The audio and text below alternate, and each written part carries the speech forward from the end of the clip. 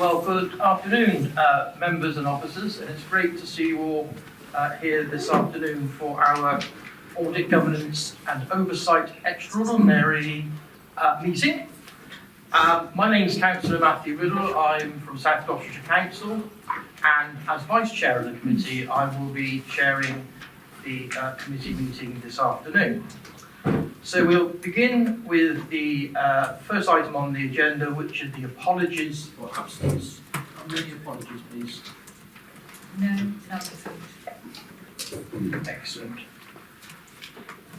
The second item is the emergency evacuation procedures, and we do not have any fire alarm testing scheduled today. Yeah, that's correct, Chair. That's correct, Chair. If the fire alarm does sound, please make your way out into the hallway, just next to these double doors, either end of the corridor or the central staircase, and we'll proceed into the front car park to meet everybody's at RVP. Thank you very much. Moving on to item 3, declarations of interests. Are there any to declare? There's none been advised before the meeting, but any to declare in the meeting. If there are any during the meeting, do declare them as we go through. So none declared now.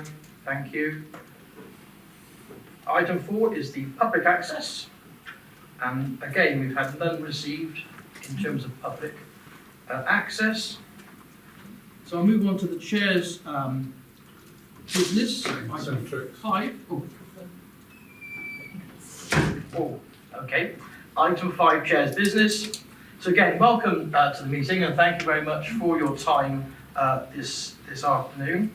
And it's basically a meeting to deal with the outstanding audit. For the benefit of the recording, this committee meeting is taking place at Severn Park, and we are recording it to be able to be available to the public on the Fire Authority YouTube channel. So, it's gone off again. In that case, we'll now move to introductions. I know most of us were here this morning, but I know I'm very conscious new members have arrived, new members who support us today. So we will go around the room and just to introduce ourselves. So I'm Matthew Riddle, Councillor from South Gloucestershire. If we go clockwise, so Martin. Councillor Martin Williams, Houston Ward, North Somerset Council. Councillor Roker, Any Barton, North East Somerset. Councillor James Stansfield, Thornbury Ward, South Gloucestershire. Councillor David Wilcox from Lockleys Ward in the fine city and county of Bristol. Councillor Paul Goggin, and can I just say, Chair, thank you very much for stepping up and relieving me. My brain has completely stopped working since that last meeting, and I have to leave a little bit early. Thank you. Craig Sullivan, Bishop Lambert.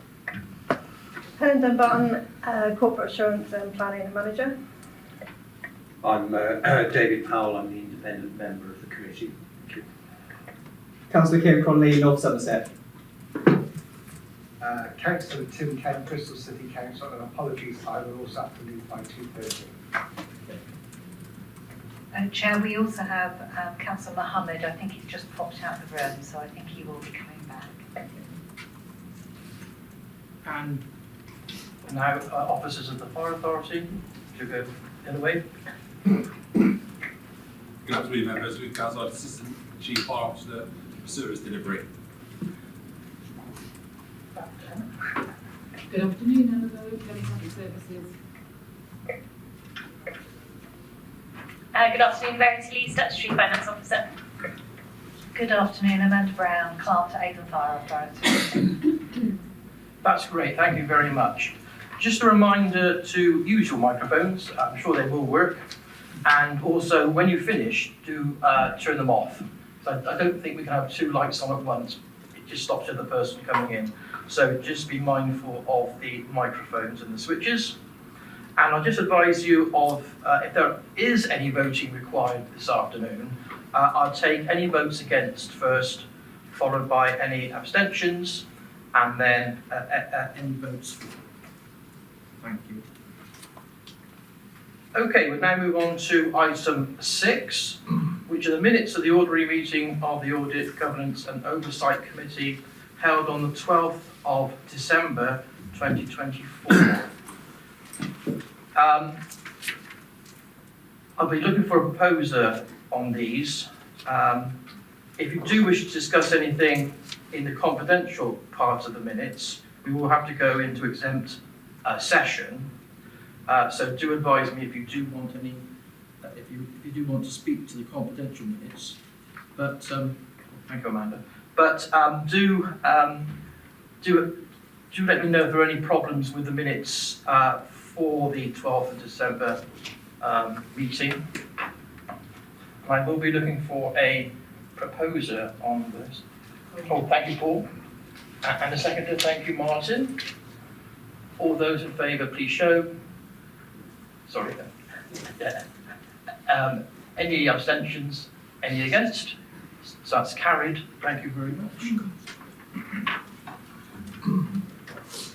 Okay, we move on then to the first substantive item, which is item 7, which is the 2023-24 Statement of Accounts and External Audit Update.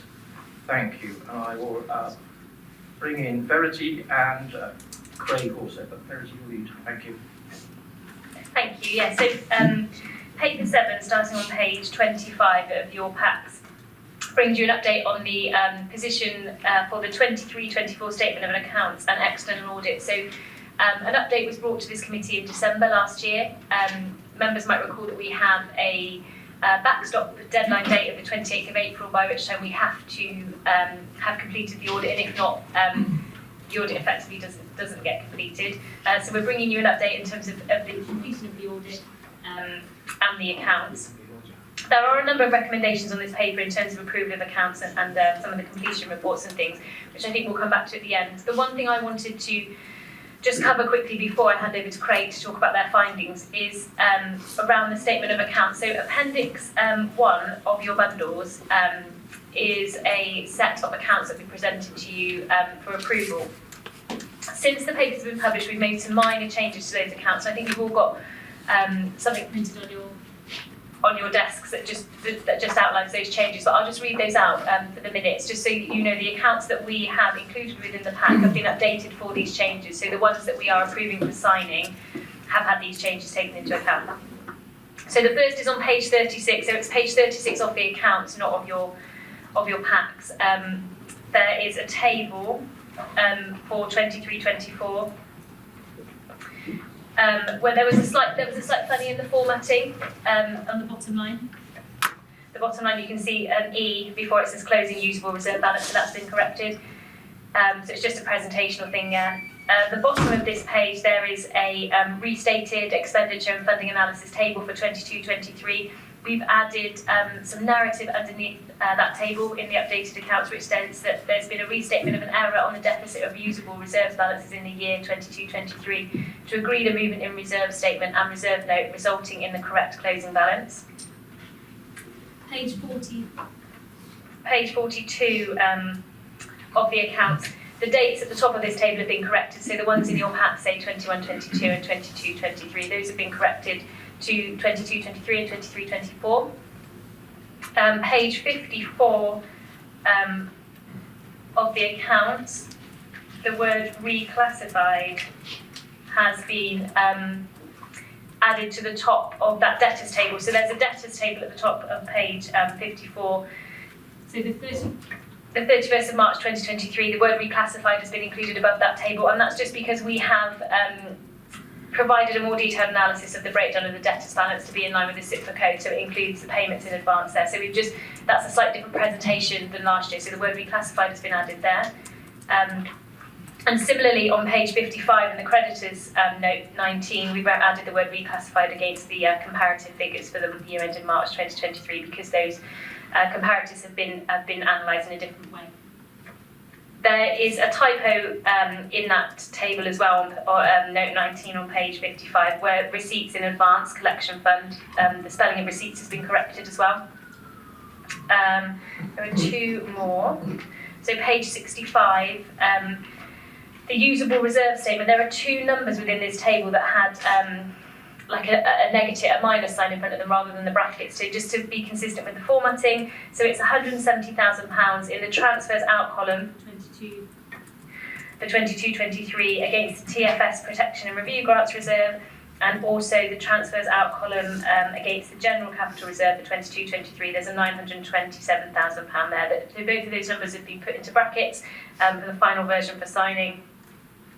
And the final change, again another minor one, on page 85 of the accounts, note 30, the cash flow statement, the £234,000 for 22-23. So again, the comparative figure should have been in brackets. So that's been corrected as well. So the version of the accounts that we're approving for today has had those changes made, so slightly different from the ones that you have in your packs. But I have got an updated set of the accounts on my desk if anybody wants to look at them. And then I'll hand over to Craig just to talk through their final findings and update since December. Thank you, Verity. Yes, as Verity said, we presented both of these reports back in December, so I wasn't going to go through them page by page, and I'll just pick out the key changes which have happened in the intervening period. So if I could take you to page 137 in your pack, which is section 5 of our report. You may recall that one of the main reasons that the audit hadn't completed was around the valuation of fixed assets, and in particular around the gross internal areas of the estate. And you may recall that we flagged that we had identified that the gross internal areas that had been provided to us weren't substantiated on floor plans. Management were quick to react and got updated measurements and then subsequently updated valuations completed by the valuer, which we were then able to audit in the new year, and we have concluded that work. As a result of that, you can see that the overall net book value of property, plant and equipment has increased by 1.297 million. So that's as a result of the floor plans being updated and the valuer being able to provide an updated valuation in relation to your estate. That's the key adjustment that's happened since December. On page 138, section 6, is a summary of some of the other disclosure changes that were put through in terms of the accounts, and they're in the updated accounts that Verity has alluded to as well. So in terms of our audit completion report, which is in relation to the audit of the financial statements, that's the key change from what I presented in December. The next report, which is in Appendix 3, is our auditor's annual report, and this summarises our work on the value for money, but also then pulls in the conclusions in relation to the audit of the financial statements. That starts on page 151 of your pack. The main change there, following the discussion at this meeting and with management, was to remove one of the recommendations that we had around strategic objective setting. As subsequent to the meeting, management were able to provide us with updated evidence that we were satisfied with. So that report is the same as what you've seen, minus that control recommendation that we previously had in there. So that's an update in terms of where we are. We've now concluded and finished the audit. We're comfortable with the accounts that are there and ready to be approved and signed. And from our perspective, we're happy to sign them as soon as you've approved them. Thank you very much, Craig, and thank you very much, Verity. Members, any questions or comments, please? Yep, thank you. Yeah, just very briefly, I think it may have been answered by Mr. Sullivan, but the current report refers to substantially completed work. Is that now fully completed, Mr. Sullivan? Sorry. Yes, the date we issued this, which is obviously a week before the papers are issued, we have to say that, but no, we're comfortable that all that selling work is completed. Yeah, thank you for that clarification. Yes. Thank you, Chair. So, how do these pension liabilities affect overall finances?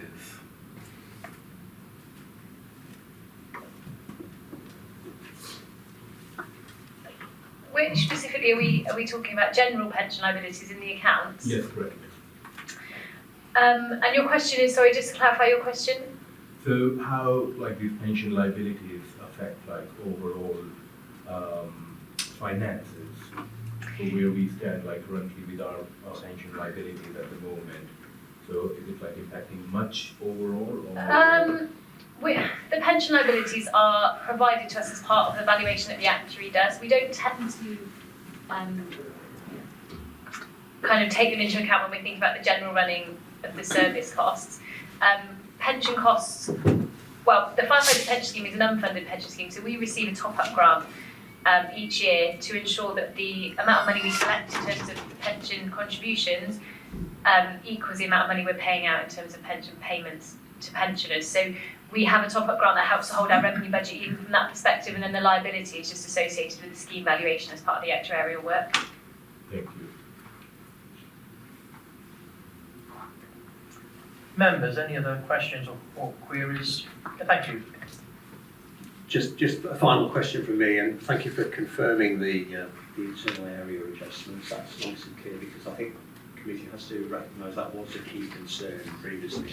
That's now been completed. I just wanted to ask a question about the assumptions that have been included, and maybe it's a question for the Section 151 officer.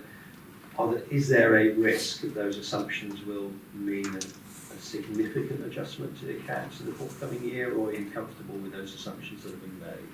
Thanks. The assumptions in terms of the valuations? Yeah, a range of assumptions. So, the range of assumptions that you've made in the accounts. Yeah, thank you. I'm not expecting there to be any significant changes. So the valuation, obviously we've updated the data that then feeds into that. So that will feed into the valuation process that results in the March 25 year-end account. So we'd expect that valuation to likely be higher to reflect the valuation that we've now seen, that increase we've seen. In terms of other assumptions and estimates, there are a number of assumption estimates within the accounts, things like our accruals and prepayments, provisions and things like that. Nothing in there I think is likely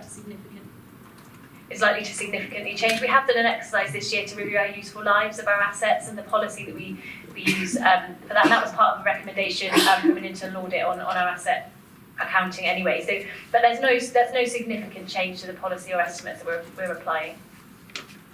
And finally, Chair, just one last question. The 22-23 accounts had a significant issue with accruals, if I'm right in verity, I believe so. And has that been fully responded to, and systems are now fully in place to make sure that won't occur again? Yeah. Yeah, so we did have some audit adjustments as a result of accruals in prior accounts. I don't think there's been any adjustments this year in terms of accruals. There's nothing that's come up as part of the 23-24 audit, which gives us a level of assurance that our processes are a little bit more robust.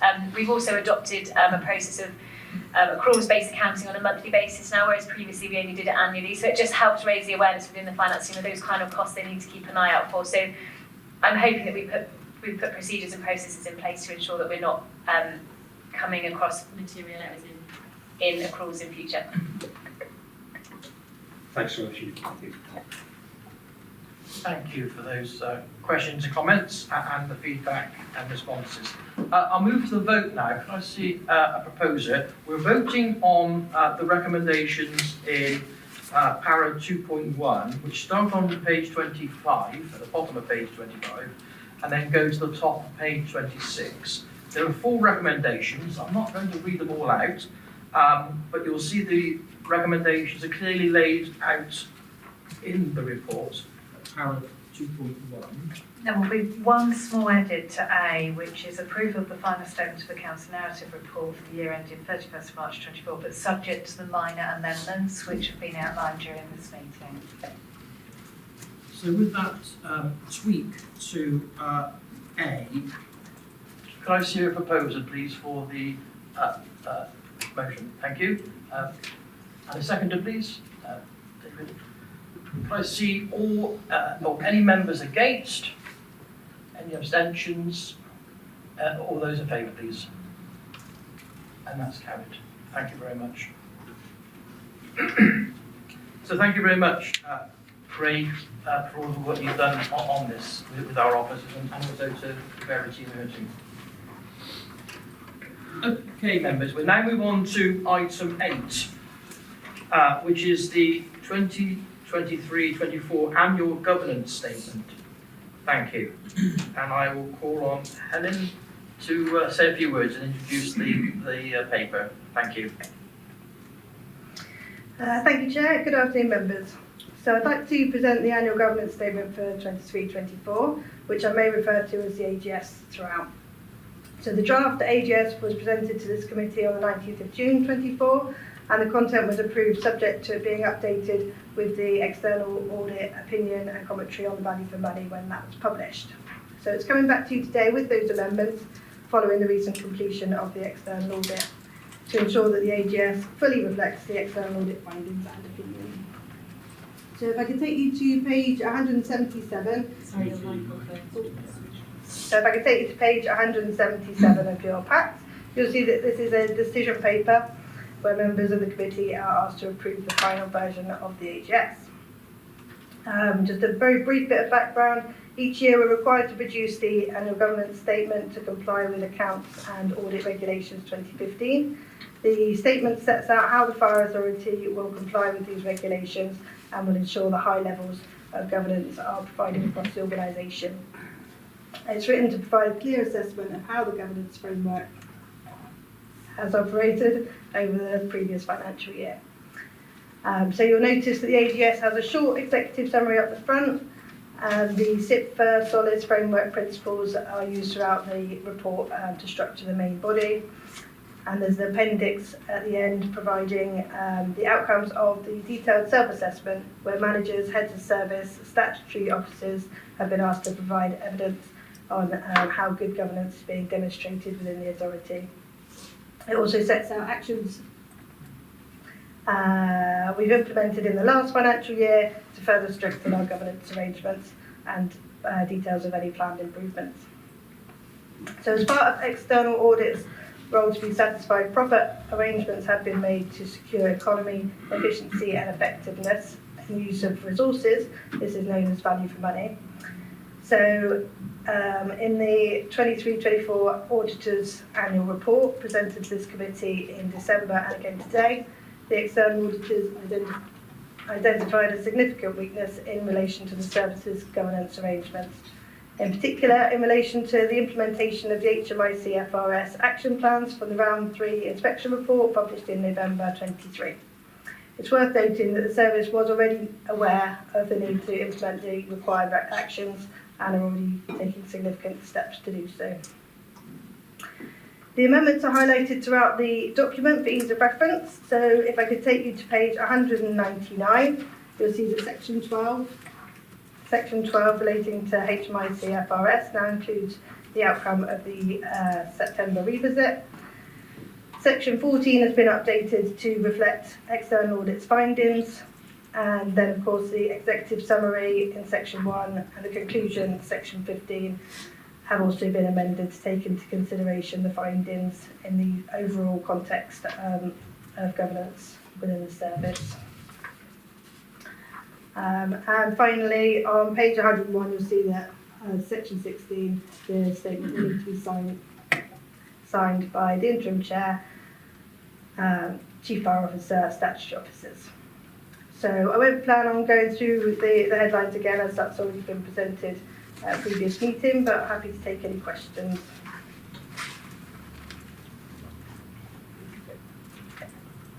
Thank you very much, Helen, for your introduction. Members, any questions or comments, please? Oh, thank you. Just a brief comment. I think the point about the 8 of the 20 recommendations being closed off from the inspection is fully covered in the annual governance statement, so it gives a fair reflection of the current position as I think the committee has picked up previously and has been reported to the committee. But the question really is just an additional level of assurance with the balance. I don't know whether or not the Assistant Chief Fire Officer would like to comment. Where are we, or where are you, rather, on the balance of the 20 recommendations? That would be helpful just to understand things.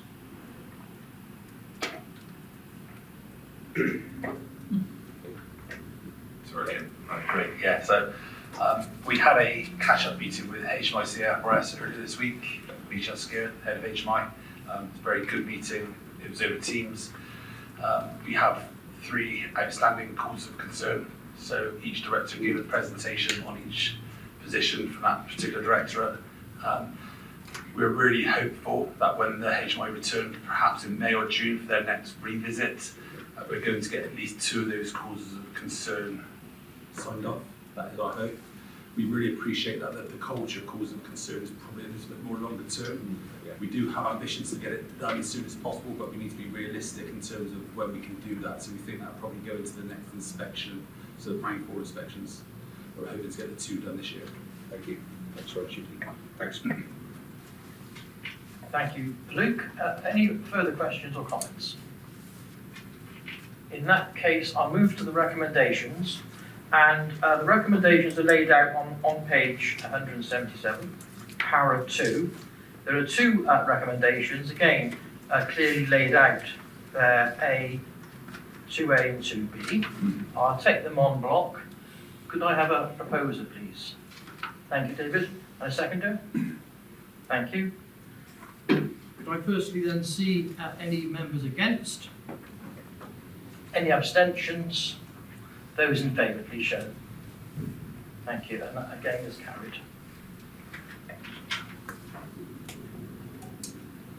Members, I'll just read out item 9, which is the date of the next meeting, and that is Friday the 14th of March at 10:30. And we are going to Lansdowne at that meeting, so we're at the South West Control and Development Centre, which will also include a tour of the site. So that's some very, very interesting to look forward to.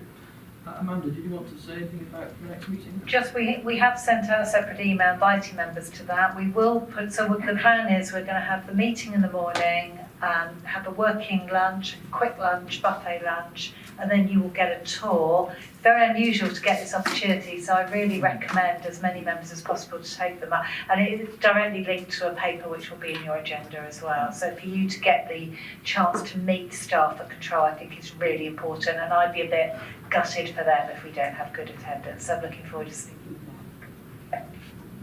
No, absolutely, and it's a site that I've never visited, so I'm looking forward to attending and encourage you to as well.